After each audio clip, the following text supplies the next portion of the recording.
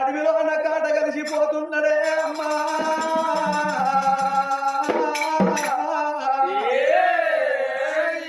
జడివాన నది సాగరానా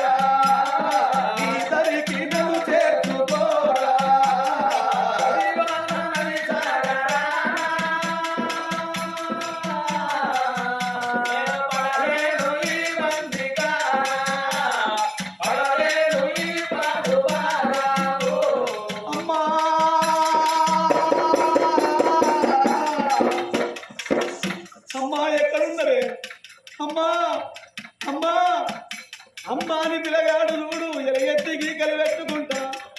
కాటగలసి బాలుడైనా